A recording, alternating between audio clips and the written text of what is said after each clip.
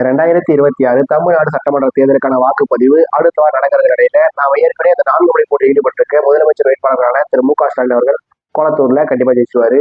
எடப்பாடி பழனிசாமி அவர்கள் எடப்பாடியில கண்டிப்பா ஜெயிச்சிருவாரு. திரு சீமான் அவர்கள் காரைக்குடியில ஜெயிப்பாரா ஜெயிக்க மாட்டாரா, திரு விஜய் அவர்கள் பெரம்பூர் மற்றும் திருச்சி கழகங்கள்ல ஜெயிப்பாரா ஜெயிக்க மாட்டாரா அப்படின்னு சொல்லி என்ன வீடியோஸ் போட்டுருக்கோம். இப்ப முதலமைச்சர் வேட்பாளரை பத்தி பேசிட்டு இருக்கனால அடுத்து இருக்கிறது துணை முதலமைச்சர். துணை முதலமைச்சரான திரு உதயநிதி ஸ்டாலின் அவர்கள் சேப்பாக்கம் திருவல்லிக்கேணி தொகுதியில போட்டிடுறாரு. அன்லஸ் ஆர் அன்டில் ஏதோ அரசியல்ல ஒரு அதிசயம் அற்புதம் நடக்காத வரைக்கும் திரு உதயநிதி ஸ்டாலின் அவர்களும் கிட்டத்தட்ட கண்டிப்பாவே சேப்பாக்கம் திருவல்லிக்கேணி தொகுதியில ஜெயிக்கதான் போறாரு. முதலமைச்சர் வேட்பாளர்கள் ஜெயிப்பாங்களா ஜெயிக்க மாட்டாங்களான்னு பார்த்தாச்சு. துணை முதலமைச்சரா இருக்கிறவரும் ஜெயிப்பாரா ஜெயிக்க மாட்டாரான்னு சொல்லியாச்சு. அதனால் அடுத்து ஏற்கனவே தமிழ்நாட்டோட முதலமைச்சராகவும் துணை முதலமைச்சராகவும் இருந்த ஒருத்தர் இந்த 2026 சட்டமன்ற தேர்தலில் போட்டிடுறாரு. அவரு இந்த 2026 சட்டமன்ற தேர்தலில் எம்எல்ஏ ஆவாரா எம்எல்ஏ ஆக மாட்டாரப்பா பார்க்க போறோம். அது யாருப்பா? அது தமிழ்நாட்டோட முதலமைச்சராக இருந்தவர் துணை முதலமைச்சராக இருந்தவர்னு கேட்டா வேற யாரு? ஐயா ஓ பன்னீர்செல்வம் அவர்கள் தான். மாண்புமிகு இதய தெய்வம் புரட்சி தலைவி அம்மா அவர்களோட உண்மை விசுவாசியான திரு ஓ பன்னீர்செல்வம் அவர்கள் இந்த முறை திமுக சார்பா போடி நாயக்கர் தொகுதியில போட்டிடுறாரு. திரு ஓ பன்னீர்செல்வம் அவர்கள் திமுகவில் இணைஞ்ச திரு ஓ பன்னீர்செல்வம் அவர்கள் போடி நாயக்கர் தொகுதியில ஜெயிப்பாரா ஜெயிக்க மாட்டாரன்றத பாக்குறதுக்கு முன்னாடி ஒரு சின்ன பிளாஷ்பேக் போயிட்டு வந்துடலாம். ஐயா ஓ பன்னீர்செல்வம் அவர்கள் 2001 காலகட்டத்தில இருந்தே சட்டமன்ற தேர்தலில் போட்டிட்டு வராரு. 2001 சட்டமன்ற தேர்தலில் ஐயா ஓ பன்னீர்செல்வம் அவர்கள் பெரியகுளம் தொகுதியில போட்டிட்டு எம்எல்ஏ தேர்ந்தெடுக்கப்பட்டிருந்தாரு. முதல் முறை எம்எல்ஏ ஆன ஒருத்தருக்கு அமைச்சர் பதவி கிடைச்சாலே பெரிய விஷயம். ஆனா 2001 to 2006 ஆட்சி காலத்துல ஐயா ஓ பன்னீர்செல்வம் அவர்களுக்கு முதலமைச்சர் வாய்ப்பு கிடைச்சிருந்தது. 2006 மறுபடியும் பெரியகுளத்துல ஜெயிக்கிறாரு. இந்த முறை எதிர்கட்சி தலைவர், எதிர்கட்சி துணைத் தலைவர். 2011 சட்டமன்ற தேர்தலில் ஐயா ஓ பன்னீர்செல்வம் அவர்கள் போடி நாயக்கர் தொகுதியில முதல் முறையா போட்டிடுறாரு. எம்எல்ஏவா ஜெயிக்கிறாரு, அமைச்சராகிறாரு. 2011 to 2016 ஆட்சி காலத்துல 2வது முறையா முதலமைச்சராகவும் ஆகிறாரு. 2016 சட்டமன்ற தேர்தலில் மறுபடியும் போடி நாயக்கர் தொகுதியில போட்டிடுறாரு, மறுபடியும் எம்எல்ஏ ஆகிறாரு, மறுபடியும் அமைச்சராக ஆகிறாரு. ஐயா ஓ பன்னீர்செல்வம் அவர்களுக்கு 2001 to 2006 முதலமைச்சராக வாய்ப்பு கிடைச்சது. 2011 to 2016 2வது முறையா முதலமைச்சர் ஆகிறதுக்கு ஒரு வாய்ப்பு கிடைச்சிருந்தது. இந்த 2 முறையுமே அவருக்கு முதலமைச்சர் வாய்ப்பு கிடைச்சதுன்றது ஒரு மாதிரி ரப்பர் ஸ்டாம்ப் பதவி தான். அதாவது பெயர் அளவுக்கு முதலமைச்சர் என்ற பதவி மட்டும்தான். இந்த 2 முறையுமே ஐயா ஓ பன்னீர்செல்வம் அவர்கள் தனக்கு கொடுக்கப்பட்ட முதலமைச்சர் பதவியை சிந்தாம சதறாம அப்படியே திரும்ப கொடுத்திருந்தாரு. அவர் பண்ணது ரொம்ப ரொம்ப கரெக்ட் தான். அதனாலதான் அவருக்கு அதிமுகவோட பரதன் என்ற பட்டமும் வழங்கப்பட்டிருந்தது. இது எல்லாமே ஓகே. ஆனா 2016 டிசம்பர்ல மேடம் ஜெயலலிதா இறக்குறாங்க. மேடம் ஜெயலலிதா இறந்த உடனே ஐயா ஓ பன்னீர்செல்வம் அவர்கள் 3வது முறையா முதலமைச்சர் ஆகிறாரு. மேடம் ஜெயலலிதா இறந்துடுறாங்க, ஐயா ஓ பன்னீர்செல்வம் அவர்கள் முதலமைச்சர் ஆகிறாரு. அந்த தருணத்துல ஐயா ஓ பன்னீர்செல்வம் அவர்கள் தான் ஆட்சியில நம்பர் 1. கட்சியில நம்பர் 1 இருந்த பொதுச் செயலாளர் ஜெயலலிதா மேடம் அவங்க இறந்துட்டாங்க. அப்ப கட்சியில 2வது பதவி எது? பொருளாளர். கட்சியோட முதல் பதவி பொதுச் செயலாளர் பதவியில இருந்தவங்க இறந்துட்டதுனால கட்சியோட நம்பர் 1 பதவியில பெருக்கிறது யாரு? அதாவது பொருளாளர் இருக்கிறது யாரு? ஐயா ஓ பன்னீர்செல்வம் அவர்கள் தான். ஆட்சியிலையும் நம்பர் 1 அவர் தான், கட்சியிலையும் நம்பர் 1 அவர் தான். அவர் நினைச்சிருந்தாருன்னா பொதுக்குழுவை கூட்டி அதிமுகவோட நிரந்தர பொதுச் செயலாளர் அம்மா மட்டும்தான். அதனால பொதுச் செயலாளருக்கான அனைத்து அதிகாரங்களும் பொருளாளருக்கு வழங்கப்படுகிறது அப்படின்னு சொல்லி ஒரு தீர்மானத்தை நிறைவேற்றிட்டு ஆட்சியோட நம்பர் 1 அவரே, கட்சியோட நம்பர் 1 அவராவே தன்னை மாத்திட்டு இருந்திருக்க முடியும். ஆனா நம்ம ஆளு அந்த மாதிரி பண்ணாம விட்டாரு. Madam VK. சசிகலாவை பொதுச் செயலாளர் ஆக்கிறதுக்கு அனுமதிச்சாரு. கட்சியில நம்பர் 1 போஸ்டிங் போயிடுச்சு. சரி, ஆட்சியில் நம்பர் 1 ஆச்சு தக்க வைப்பாருன்னு பார்த்தா அவரு தன்னோட முதலமைச்சர் பதவியை ராஜினாமா பண்ணி வி.கே. சசிகலாவை முதலமைச்சர் ஆக்கிறதுக்கு முன்மொழியும் செஞ்சிருந்தாரு. அதோட ஆட்சியிலையும் நம்பர் 1 போஸ்டிங் போயிடுச்சு. சரி, பதவியை ராஜினாமா பண்ணிட்டாரு. வி.கே. சசிகலா மேடம் முதலமைச்சர் ஆக போறாங்க. அமைதியா வச்சிருந்தாரா? மெரினா பீச்சில் இருக்க அம்மா சமாதிக்கு போயிட்டு உட்காந்து தர்மயுத்தம்ன்ற பேர்ல ஒரு விஷயத்த பண்ணியிருந்தாரு. அவர் எங்கேயாவது இந்த மாதிரி தர்மயுத்தம் நடத்தாம இருந்திருந்தா, ஒருவேளை மேடம் சசிகலா ஜெயிலுக்கு போயிருந்தா மறுபடியும் ஐயா ஓ பன்னீர்செல்வம் கிட்ட முதலமைச்சர் பதவியை கொடுத்திருந்தாலும் கொடுத்திருக்கலாம். ஒரு சிலர் இல்ல பல பேர் என்ன சொல்றாங்கன்னா, வி.கே. சசிகலா மேடமோட அமைச்சரவை பட்டியல்ல ஐயா ஓ பன்னீர்செல்வம் அவரோட பேர் இல்லாததுனால்தான் நம்ம ஆளு பீச்சில சமாதியில போயிட்டு மௌன விரதமோ ஏதோ தியானமோ பண்ணாதே சொல்றாங்க. அது உண்மையா பொய்யான்றது கவர்னருக்கும் மேடம் வி.கே. சசிகலாவுக்கும் ஐயா ஓ பன்னீர்செல்வத்துக்கும் இன்னும் ஒரு சில மட்டும் தான் தெரியும். ஆனா என்னை பொறுத்த வரைக்கும் ஒருவேளை அமைச்சரவை பட்டியல்ல ஐயா ஓ பன்னீர்செல்வம் அவரோட பேர் இல்லாம போயிருந்தா கூட, ஒருவேளை வி.கே. சசிகலா மேடம் ஜெயிலுக்கு போக வேண்டிய கட்டாயம் வந்தப்ப ஐயா ஓ பன்னீர்செல்வம் அவர்கள் இந்த தர்மயத்தோட ஒரு விஷயத்த ஸ்டார்ட் பண்ணாம இருந்திருந்தா கண்டிப்பாக ஐயா ஓ பன்னீர்செல்வம் அவர்களை தான் முதலமைச்சர் ஆக்கி இருக்கணும். ஆனா அதுக்கு முன்னாடியே நம்ம ஆளு அம்மா சமாதிக்கு போனாரு, தியானம் பண்ணாரு, தர்ம யுத்தத்தை ஸ்டார்ட் பண்ணாரு. முதலமைச்சர் ஆகிற வாய்ப்பை அவரே நகர்த்தி வச்சுக்கிட்டாரு. அதாவது தப்பு மேல தப்பா பண்ணிட்டு இருந்தாரு. சரி தர்ம யுத்தத்தை ஸ்டார்ட் பண்ணிட்டாரு. சசிகலா மேடமை பகச்சிக்கிட்டாரு. சசிகலா மேடம் ஜெயிலுக்கு போறாங்க. ஜெயிலுக்கு போறதுக்கு முன்னாடி ஐயா இபிஎஸ் அவர்களை முதலமைச்சர் ஆக்குறாங்க. ஐயா இபிஎஸ் அவர்கள் முதலமைச்சர் ஆகிட்டாரு. நம்ம ஆளு கட்சி விட்டு வெளியே வந்தாரு இல்லையா, தனியா ஒரு ஃபேக்ஷனை ஸ்டார்ட் பண்ணாரு இல்லையா, ஐயா ஓ பன்னீர்செல்வம் அவர்கள் தனியா ஒரு ஃபேக்ஷனை உருவாக்கி அந்த ஃபேக்ஷனையே பெருசா கொண்டு போயிருக்கலாம். ஆனா அவர் என்ன பண்ணிட்டாரு, நாங்க போயிட்டு மறுபடியும் அதிமுக இணையறோம் அப்படின்னு சொல்லி ஒரு முடிவு எடுத்தாரு. சரி இணையணும்னு சொல்லி ஒரு முடிவு எடுத்தாரு இல்லையா, அந்த முடிவுக்கு என்ன பண்ணிருக்கணும், கட்சிக்கு நான் தான் நம்பர் 1 அப்படின்றத ஸ்ட்ராங்கா சொல்லியிருக்கணும். ஆனா ஆட்சியில நம்பர் 2 போனவர் கட்சியில 1 ஆஃப் தி 1, அதாவது இவர் ஒருங்கிணைப்பாளர் அவர் இணை ஒருங்கிணைப்பாளர் அப்படின்ற இதுக்கும் நம்மளால ஒத்துக்கிட்டு இருந்தாரு. சரி முதலமைச்சர் துணை முதலமைச்சர் ஒருங்கிணைப்பாளர் இணை ஒருங்கிணைப்பாளர் கான்செப்ட் வந்துட்டீங்க. இந்த மாதிரி பொசிஷனுக்கு வந்த பிறகு நம்ம என்ன பண்ணிருக்கணும், தன்னோட ஹோல்ட கட்சியில ஸ்ட்ராங்கா உருவாக்கி இருக்கணும். ஆனா அவரு அதையும் பண்ணல.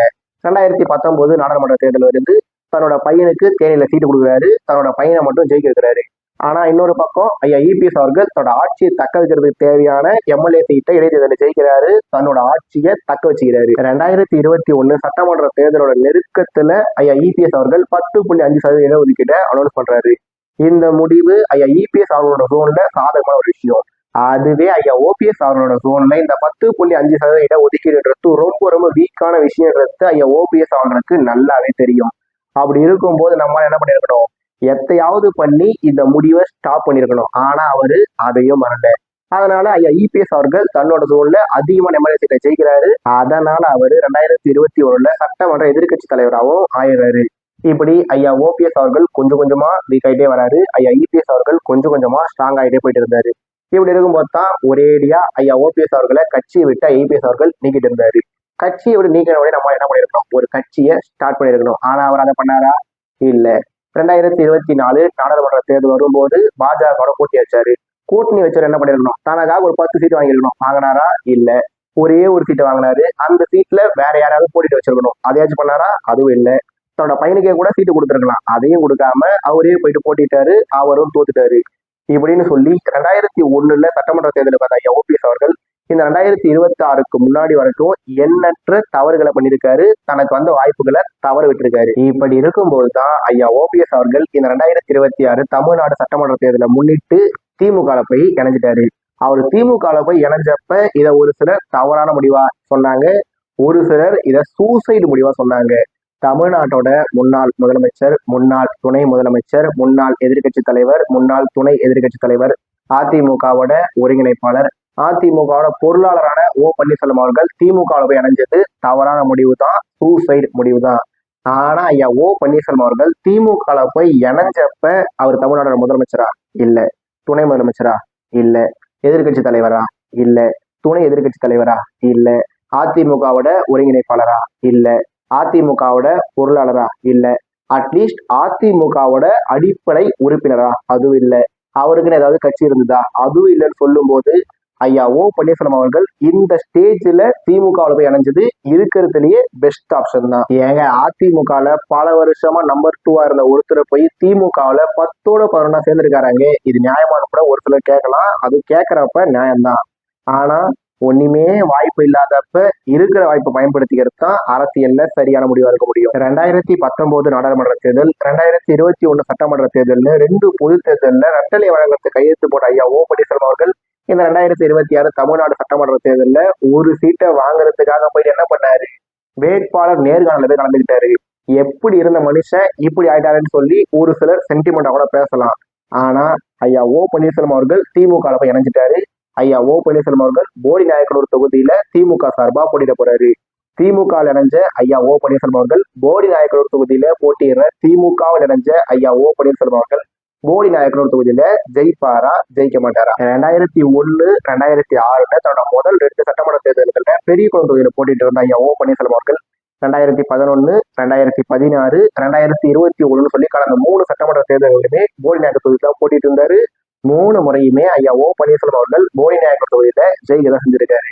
2011 வாங்கின ஓட்டை விட 2016 கம்மி, 2016 வாங்கின ஓட்டை விட 2021 கம்மினாலும் கடந்த 3 சட்டமன்ற தேர்தலில் ஐயா ஓ பன்னீர்செல்வம் அவர்கள் போடி நாயக்கனூர் தொகுதியில ஹேட்ரிக் அடிச்சு வின் பண்ணியிருக்காரு. போடி நாயக்கனூர் தொகுதியில 3 முறை, பெரியகுளம் தொகுதியில 2 முறைன்னு சொல்லி ஐயா ஓ பன்னீர்செல்வம் அவர்கள் தாம் போட்டியிட்ட 5 சட்டமன்ற தேர்தலையுமே ஜெயிக்க மட்டும் செஞ்சிருக்காரு. அவர் ஒருவேளை 2024 நாடாளுமன்ற தேர்தலில் போட்டியிட்டு தோக்காம இருந்திருந்தாருன்னா தேர்தலில் தோல்வியை சந்திக்காத பன்னீர்செல்வம் அவருக்கு சொல்லி ஒரு பட்டம் கொடுத்துருக்கலாம். ஆனா அவரு எதுக்கு அப்படின்னு சொல்லி 2024 போட்டிட்டாரு, தோத்தாரு, தேர்தலில் தோத்தன்ற ஒரு பேரையும் வாங்கி வச்சிருக்காரு. ஏங்க எங்க ஓபிஎஸ் அண்ணன் சட்டமன்ற தேர்தலில் 5 முறை ஜெயிச்சது எல்லாமே தேனி டிஸ்ட்ரிக்ட்ங்க. அவரு நாடாளுமன்ற தேர்தலில் தோத்தது ராமநாதபுரம் டிஸ்ட்ரிக்ட்ங்க. அதனால அந்த தோல்வி தேனி டிஸ்ட்ரிக்ட் கணக்குல வராதுங்க அப்படின்னு கூட ஒரு சிலர் சொல்லலாம். அவங்க சொல்லிட்டு போகட்டும். ஆனா தமிழ்நாடு முழுமைக்குமான ஒரு தலைவராக அறிக்கப்பட்ட ஐயா பன்னீர்செல்வம் அவர்கள் கொஞ்சம் கொஞ்சமா சுருங்கி சுருங்கி சுருங்கி தேனி மாவட்டத்துக்கான தலைவரா போய் இப்ப போடி நாயக்கருக்கான தலைவரா சுருங்கி இருக்காருன்ற தகவலை இங்க பதிவு பண்ண ஆசைப்படுறேன். இப்படி இருக்கும்போது 2019 நாடாளுமன்ற தேர்தலில் இந்த போடி நாயக்கர் செக்மெண்ட்ல அதிமுக லீட் எடுத்துட்டு இருந்தாங்க. 2024 நாடாளுமன்ற தேர்தலில் இந்த போடி நாயக்கர் செக்மெண்ட்ல டிஎம்கே தான் லீட் எடுத்திருந்தாங்க.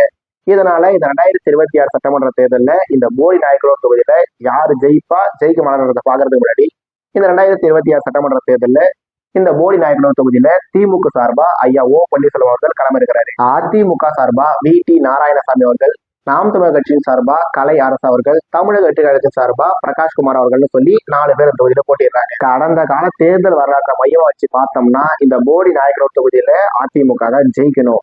ஆனா இந்த 2026 சட்டமன்ற தேர்தலில் இந்த போடி நாயக்கனூர் தொகுதியில அதிமுக ஜெயிப்பாங்கன்னு கேட்டா ஜெயிக்க மாட்டாங்க. அது எப்படிங்க? 2011 அதிமுக தான் ஜெயிச்சாங்க, 2016 அதிமுக தான் ஜெயிச்சாங்க, 2021 அதிமுக தான் ஜெயிச்சாங்க. அப்ப 2026 அதிமுக தாங்க ஜெயிக்கணும் அப்படின்னு சொல்லி கேட்கறது கரெக்டு தான். ஆனா 2011 to 2021 சொல்லி இந்த 3 தேர்தலுமே பன்னீர்செல்வம் அவர்கள் அதிமுக சார்பா போட்டிட்டு இருந்தாரு. இப்ப அவரு திமுக சார்பா போட்டிடுறாரு. இப்ப திமுக சார்பா பன்னீர்செல்வம் அவர்கள் போட்டிடுறதுனால முதல்ல திமுக காரங்க பன்னீர்செல்வம் அவர்களுக்கு ஓட்டு போடுவாங்களா போட மாட்டாங்களான்னு ஒரு கேள்வி இருக்கு. அதிமுக சார்பா ஐயா பன்னீர்செல்வம் அவர்கள் இதே போடி நாயக்கர் தொகுதியில போட்டிட்டப்ப அதிமுகவுக்கு ஓட்டு போட்டவங்க இப்ப ஐயா பன்னீர்செல்வம் அவர்களுக்காக திமுகவோட உதயசூரிய சின்னத்துல ஓட்டு போடுவாங்களா அப்படின்ற ஒரு கேள்வியும் கண்டிப்பா இருக்குதா செய்யுது. ஒரு சிலர் என்ன சொல்றாங்கன்னா அதிமுகவுக்கு ஓட்டு போட்டவங்க கண்டிப்பா உதயசூரியனுக்கு ஓட்டு போட மாட்டாங்க. இன்னும் ஒரு சிலர் என்ன சொல்றாங்கன்னா திமுகவுக்கு ஓட்டு போட்டவங்களே கூட ஐயா பன்னீர்செல்வம் அவர்கள் திமுக நிக்கிறதுனால திமுக ஓட்டு போட மாட்டாங்க. இன்னும் ஒரு சிலர் என்ன சொல்றாங்கன்னா ஐயா பன்னீர்செல்வம் அவர்களுக்கு ஓட்டு போறதா நினைச்சுக்கிட்டு பல பேர் ரெட்டலைக்கு ஓட்டு போட போறாங்க அப்படின்ற மாதிரி ஒரு சில தியரிஸை சொல்லிட்டு இருக்காங்க. இப்படி பல வகையான தியரிஸ் ஊருக்குள்ள சுத்திட்டு இருக்கும் போது ஐயா பன்னீர்செல்வம் அவர்கள் முன்னாடியே சொன்ன மாதிரி தன்னோட அரசியல் கரியர்ல பல தவறுகளை பண்ணியிருக்காரு, பல வாய்ப்புகளை தவற விட்டுருக்காரு. இப்படி அவரு பல தவறுகளை பண்ண பிறகும் பல வாய்ப்புகளை தவற விட்ட பிறகும் கூட மக்கள் அவர் மேல கோவப்பட்டதை விட பரிதாபப்பட்டது அதிகமே. அதனால இந்த 2026 தமிழ்நாடு சட்டமன்ற தேர்தலில் போடி நாயக்கனூர் தொகுதியில ஐயா பன்னீர்செல்வம் அவர்களுக்கு போன முறை ரெட்டை வாக்கு போட்டவங்கள பாதி பேரும், போன முறை உதயசூரியனுக்கு ஓட்டு போட்டவங்கள பாதி பேரும் ஓட்டு போட்டாலே ஐயா பன்னீர்செல்வம் அவர்கள் போடி நாயக்கனூர் தொகுதியில கண்டிப்பா ஜெயிச்சிருவாரு. அதிமுகவுக்கு ஓட்டு போட்டவங்களோட பாதி ஓட்டு, திமுகவுக்கு ஓட்டு போட்டவங்களோட பாதி ஓட்டு ஐயா பன்னீர்செல்வம் அவர்களுக்கு வரணும்னா திமுகவோட கட்சியை சேர்ந்தவங்களும் கூட்டணி கட்சியை சேர்ந்தவங்களும் ஐயா பன்னீர்செல்வம் அவர்களுக்காக உழைக்கணும், உள்ளடி வேலைகள்ல ஈடுபடாம இருக்கணும். இதுதான் முக்கியமான விஷயமே. ஆனா திமுக காரங்க உழைக்கிறாங்க, உழைக்கல. கூட்டணி கட்சியை சேர்ந்தவங்களும் சொந்த கட்சியை சேர்ந்தவங்களும் கூட உள்ளடி வேலைகளை ஈடுபடல. அதெல்லாம் முக்கியமே இல்லை. ஏன்னா வேற ஏதாவது ஒரு தலைவருக்கு இந்த பாயிண்ட் நான் சொன்னா கரெக்டா இருந்திருக்கும். ஆனா ஐயா பன்னீர்செல்வம் அவர்கள் 2001 தொடங்கி இப்ப இந்த 2026 வரைக்கும் அவரு பார்த்துப்பாரு, இவரு பார்த்துப்பாரு, அம்மா பார்த்துப்பாங்க, மோடிஜி பார்த்துப்பாரு, அமித்ஷா ஜி பார்த்துப்பாருன்னு சொல்லி இருந்ததுனாலதான் இப்ப அவரு முதலமைச்சரா இருந்த ஸ்டேஜ்ல தொடங்கி எம்எல்ஏ ஆவாரா ஆக மாட்டாரன்ற ஸ்டேஜுக்கு வந்திருக்காரு. அதனால திமுக காரங்க உழைக்கிறாங்க, உழைக்கல. கூட்டணி கட்சிக்காரங்க சப்போர்ட் பண்றாங்க, சப்போர்ட் பண்ணல. சொந்த கட்சிக்காரங்க உள்ளடி வேலையில ஈடுபடுறாங்க, ஈடுபடல. அது என்னமோ இருந்து போகட்டும். ஆனா ஐயா பன்னீர்செல்வம் அவர்களுக்கு 70 வயசுக்கு மேல ஆகுது. இதுதான் அவரோட கடைசி எலெக்ஷனா கூட இருக்கலாம். அவர் எப்படி தன்னோட அரசியல் கரியரை ஸ்டார்ட் பண்ணாரு, எத்தனை முறை முதலமைச்சரா இருந்தாரு, எத்தனை முறை எதிர்கட்சி தலைவரா இருந்தாரு, யாரோட துணை முதலமைச்சரா இருந்தாரு, எந்தெந்த கட்சியெல்லாம் இருந்தாருன்னா கடைசியில பார்க்க போறது இல்ல. கடைசியா என்ன பார்க்க போறாங்க? அவரு ஜெயிச்சு தன்னோட கரியரை முடிக்க போறாரா இல்ல தோல்வியோட தன்னோட கரியரை முடிக்க போறாருன்றதுதான் மிக முக்கிய கேள்வி.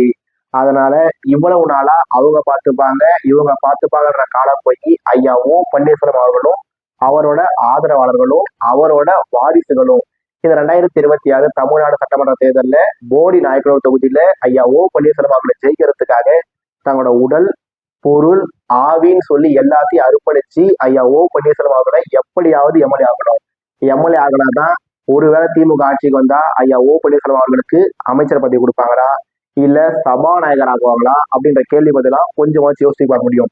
அதனால ஐயா ஓ பன்னீர்செல்வம் அவர்களும் சரி, அவரோட வாரிசுகளும் சரி, அவரோட ஆதரவாளரும் சரி, இந்த 2026 தமிழ்நாடு சட்டமன்ற தேர்தலில் போடி நாயக்கனூர் தொகுதியில ஜெயிக்கிறத தன்னோட உயிர் மூச்சா நினைச்சு ஐயா ஓ பன்னீர்செல்வம் அவர்களை எப்படியாவது ஜெயிக்க வைக்கணும். அப்படி ஜெயிச்சுட்டா அது பெரிய சாதனை இல்லை.